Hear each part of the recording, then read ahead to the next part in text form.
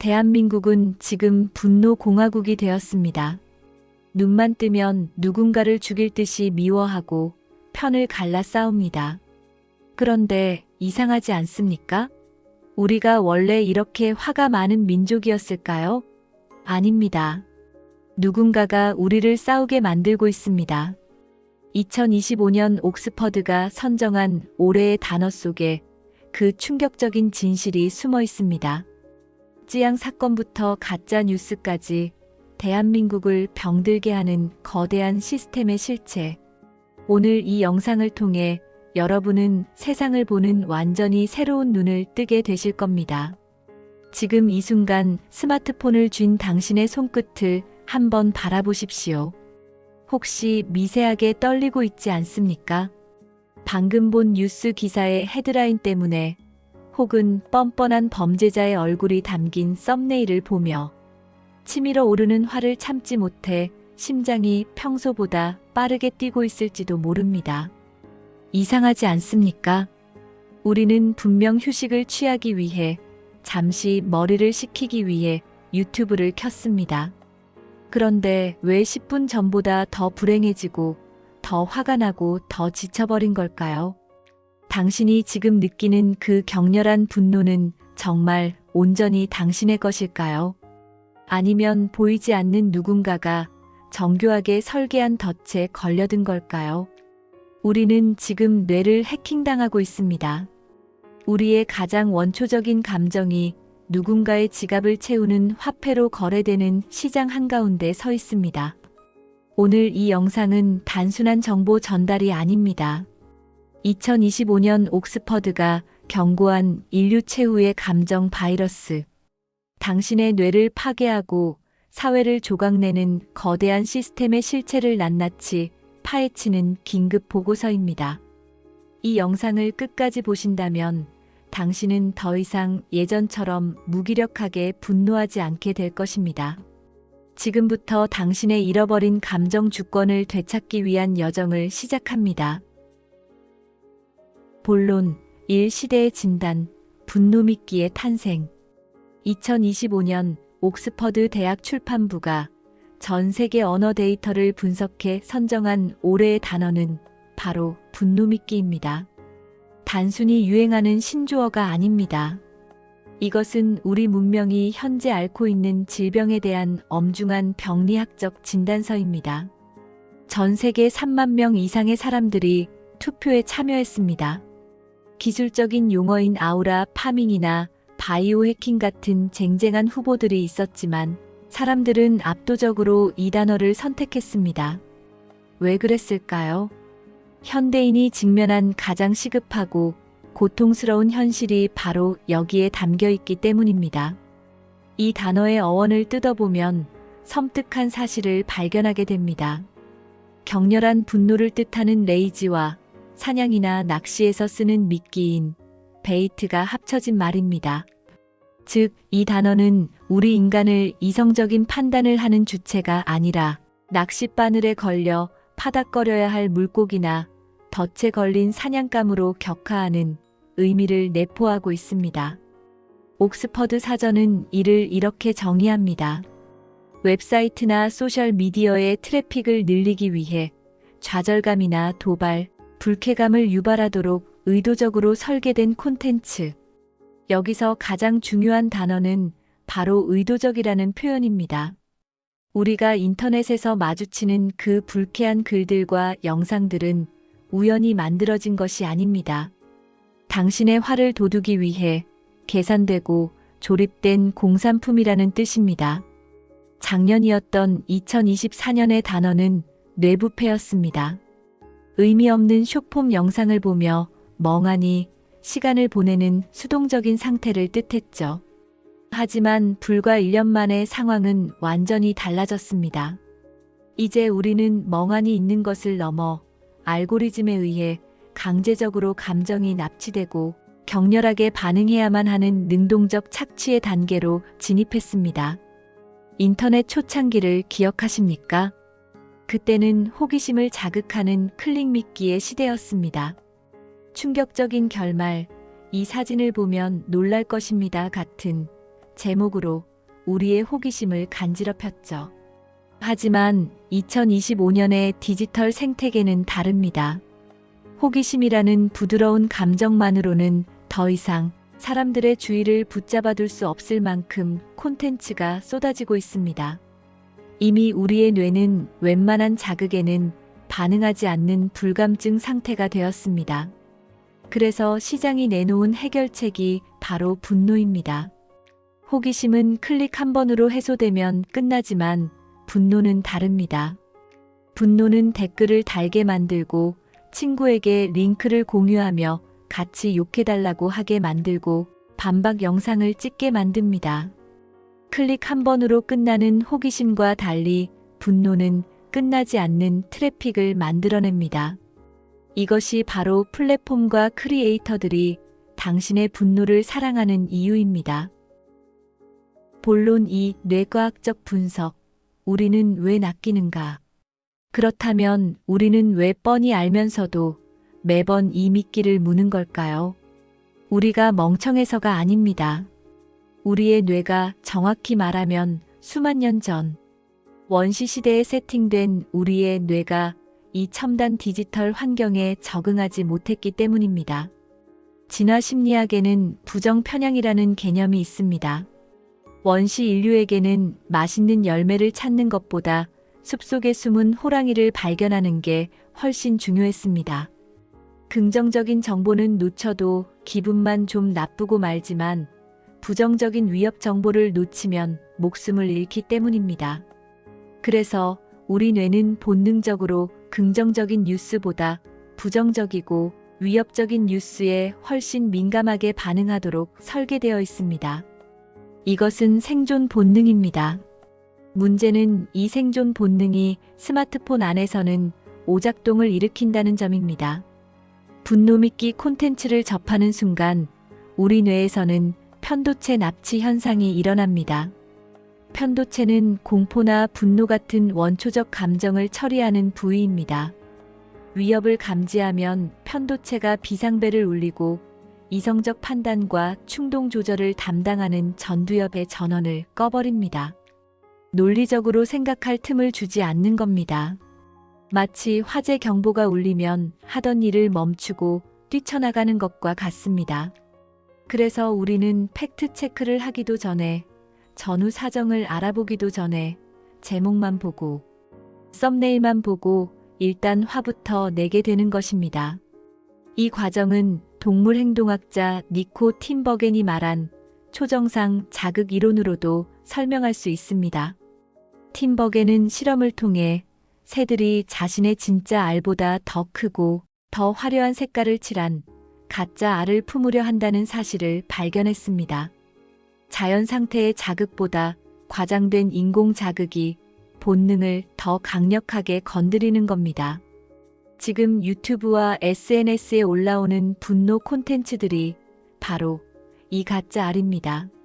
현실 세계에서의 갈등은 앞뒤 맥락이 있고 오해가 풀리는 과정이 있고 어느 정도 절제된 표현이 있습니다. 하지만 알고리즘이 정제해서 보여주는 분노 미끼는 맥락을 거세해버립니다. 가장 극단적이고 가장 비도덕적이고 가장 자극적인 일부만을 잘라내어 우리 눈앞에 들이밉니다. 이것은 마치 과일의 당분만 정제해서 만든 설탕 덩어리와 같습니다. 자연의 과일보다 훨씬 더 강력하게 우리의 미각을 자극하듯 정제된 분노 콘텐츠는 우리의 도덕적 분노 기제를 압도적으로 폭발시킵니다. 더 무서운 것은 이 분노가 우리에게 쾌감을 준다는 사실입니다. 역설적이죠. 화를 내는데 기분이 좋다니요. 이것을 도덕적 분노 보상이라고 합니다. 우리가 나쁜 놈, 비상식적인 사람을 향해 욕설을 퍼붓고 정의의 사도처럼 꾸짖을 때 우리 뇌의 보상 회로에서는 도파민이 분비됩니다. 내가 사회의 규범을 지키고 있다. 나는 저들과 달리 도덕적이다. 나는 정상이다라는 효능감을 느끼기 때문입니다. 스탠포드 대학의 안나 램브케 교수는 스마트폰이 현대판 피하 주사기라고 경고했습니다. 우리는 정의구현이라는 명분 아래 끊임없이 도파민 주사를 맞고 있는 셈입니다. 하지만 약물 중독과 마찬가지로 내성은 생기기 마련입니다. 분노의 반응에 댓글을 달 때 느끼는 쾌감은 잠시뿐이고 곧이어 뇌는 도파민 부족 상태에 빠집니다. 그러면 우리는 무의식적으로 더 강력한 빌런, 더 끔찍한 사건, 더 화가 나는 대상을 찾아 헤매게 됩니다. 이것이 바로 분노 중독의 악순환입니다. 본론 3. 정동적 자본주의, 누가 이득을 보는가? 우리가 이렇게 감정의 롤러코스터를 타는 동안 뒤에서 조용히 웃고 있는 사람들은 누구일까요?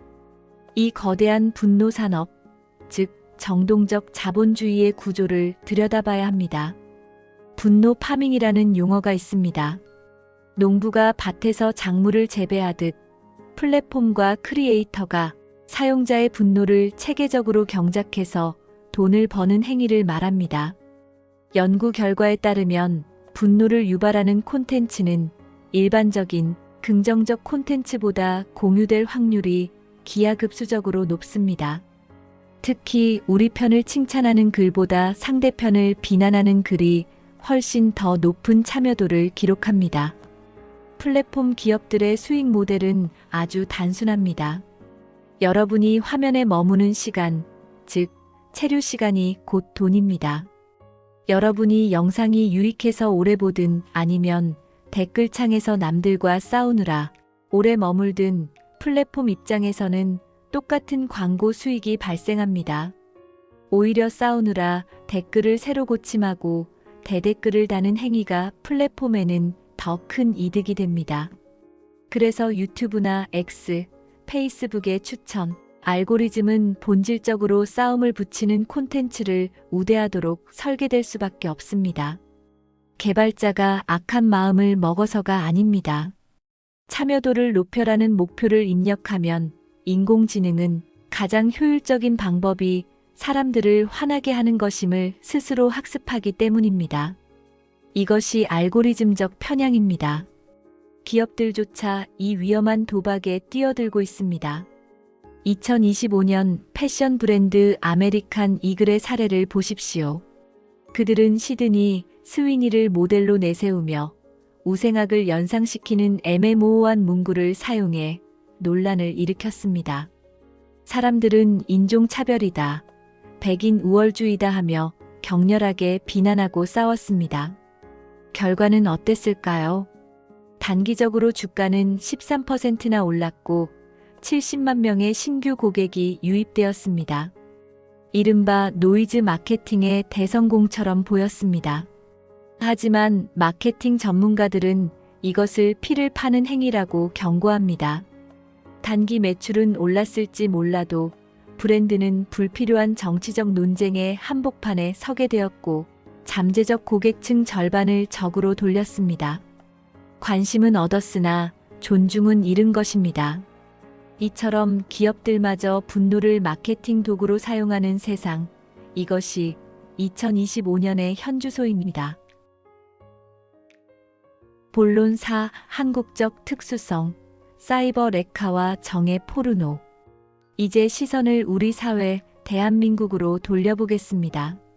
전 세계 어디에서도 유래를 찾아보기 힘든 기형적인 생태계가 바로 한국의 사이버 레카 문화입니다. 교통사고가 나면 제일 먼저 달려와서 차를 걸고 가는 견인차, 레카처럼 온라인 이슈가 터지면 팩트체크도 없이 가장 자극적인 썸네일을 달고 영상을 올리는 이들입니다. 한국의 초연결 사회와 남의 시선을 중시하는 수치심 문화가 결합해 만들어낸 괴물입니다. 최근 우리 사회를 뒤흔들었던 찌양 협박 사건을 기억하실 겁니다. 이 사건은 사이버 레카가 단순히 관심을 구걸하는 관종을 넘어서 범죄 조직화되었다는 것을 적나라하게 보여주었습니다. 1,000만 구독자를 가진 유튜버의 약점을 잡고 돈을 뜯어내거나 그 폭로 과정을 중계하며 조회수 수익을 챙기는 이들의 행태는 타인의 고통을 현금으로 바꾸는 연금술이나 다름없었습니다. 이들이 기생하는 숙주는 바로 대중의 사적 제재 욕구입니다. 법이 범죄자를 제대로 처벌하지 못한다는 불신, 가해자가 너무나 잘 먹고 잘 산다는 박탈감이 사이버 레카의 연료가 됩니다. 레카 유튜버들이 흉악범의 신상을 공개하고 사회적 물의를 일으킨 연예인을 인민재판대에 세울 때 대중은 열광합니다. 법 대신 주먹을 휘둘러주는 다크 히어로처럼 느끼는 겁니다. 하지만 이것은 정의가 아닙니다. 이것은 정의 포르노입니다. 실제 사법적 정의 실현과는 아무 상관없이 그저 타인이 파멸하는 과정을 보며 즐기는 엔터테인먼트일 뿐입니다.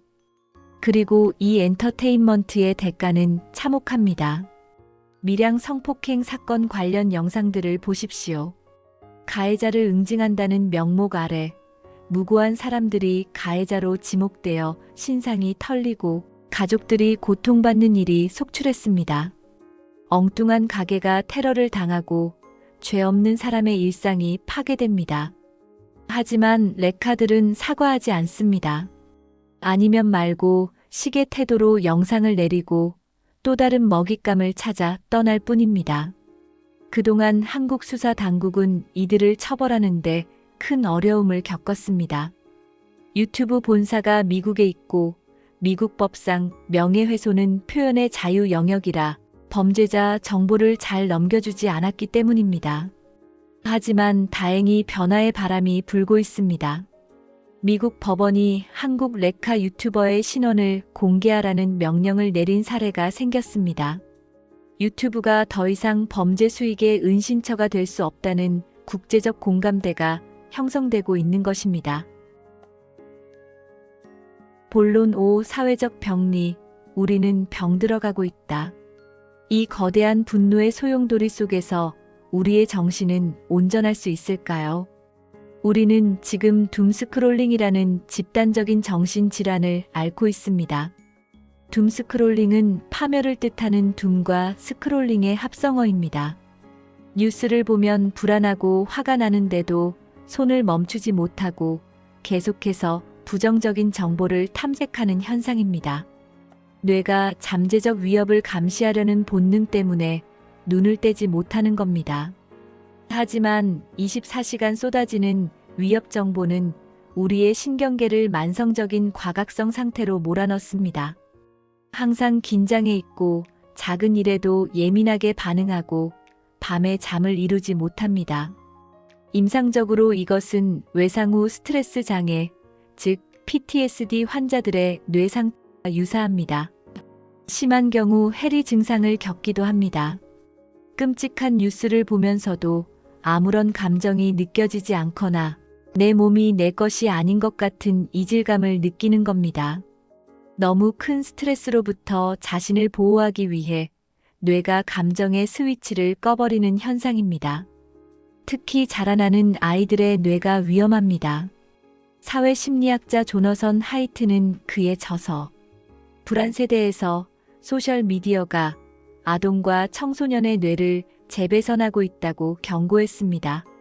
전두엽이 아직 발달하지 않은 청소년기에 분노 미끼 같은 자극적인 콘텐츠에 지속적으로 노출되면 뇌의 보상 체계와 사회적 인지, 회로가 영구적으로 변형될 수 있습니다. 실제로 10대 소녀들의 우울증과 자해 비율은 스마트폰 보급 이후 급격히 치솟았습니다. 아이들은 세상을 서로 돕고 협력하는 곳이 아니라 서로 물어뜯고 공격해야 살아남는 적대적인 곳으로 인식하게 됩니다. 결국 이 모든 것의 끝에는 분노 피로와 냉소주의가 기다리고 있습니다. 인간의 감정 에너지는 무한하지 않습니다. 매일매일 화를 내다 보면 결국 탈진하게 됩니다. 나중에는 정말로 분노하고 행동해야 할 심각한 사회적 불례 앞에서도 또 억울하겠지. 화내봤자 뭐해. 세상은 원래 쓰레기야라며 반응하지 않게 됩니다. 이것을 동정심 피로라고 합니다. 사회적 연대의 기반이 무너지고 민주주의를 지탱하는 시민적 덕성이 파괴되는 것입니다. 이것이 분노 미끼가 가져올 가장 끔찍한 디스토피아입니다. 결론 및 재현, 미끼를 뱉어내는 법. 그렇다면 우리는 어떻게 해야 할까요? 그저 알고리즘의 노예로 살다가 서로를 증오하며 공멸해야 할까요? 희망은 있습니다. 기술이 문제를 만들었지만 그 기술을 다르게 설계함으로써 문제를 해결할 수도 있습니다. 지금의 알고리즘이 분열을 조장한다면 차세대 알고리즘은 연결을 최적화해야 합니다. 하버드 대학과 대만의 오드리 탕 장관이 제안하는 브릿징 알고리즘이 그 대안입니다. 단순히 조회수가 높은 자극적인 글이 아니라 서로 다른 성향을 가진 그룹이 공통적으로 좋아요를 누른 콘텐츠를 상위로 올려주는 방식입니다. 실제로 대만에서는 브릿징 알고리즘을 도입한 시민 참여 플랫폼을 통해 첨예하게 대립하던 우버 도입 문제를 평화롭게 해결했습니다.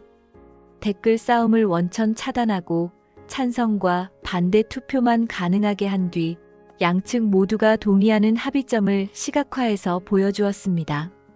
사람들은 생각보다 서로 생각이 다르지 않다는 것을 확인하고 합의에 도달했습니다. 개인적인 차원에서의 노력도 필요합니다. 우리는 인지적 마찰이라는 개념을 기억해야 합니다. 무언가 화나는 뉴스를 봤을 때 즉각적으로 반응하지 말고 의도적으로 멈추는 연습을 해야 합니다. 트위터가 기사를 읽지 않고 리트윗하려는 사람에게 정말 공유하시겠습니까? 라는 팝업을 띄우는 것이 좋은 예입니다. 그 짧은 멈춤이 편도체의 폭주를 막고 전두엽이 개입할 시간을 벌어줍니다. 분노 미끼가 2025년의 단어로 선정된 것은 우리에게 주어진 마지막 골든타임일지 모릅니다. 우리는 지금 우리의 감정이 상품화되고 사회적 신뢰가 알고리즘에 의해 해체되는 역사적 분기점에 서 있습니다. 기억하십시오. 우리가 싸워야 할 대상은 화면 속의 그들이 아닙니다. 우리를 싸우게 만들므로써 이득을 취하는 그 시스템입니다. 이제 그들이 던진 미끼를 뱉어내십시오. 그리고 잠시 스마트폰을 내려놓고 깊은 숨을 쉬십시오. 당신의 분노가 아닌 당신의 이성으로 세상을 바라볼 때 비로소 우리는 잃어버린 인간성을 되찾을 수 있을 것입니다. 지금까지 집단지성 프로젝트의 분노의 지질학 보고서였습니다. 끝까지 시청해 주셔서 감사합니다.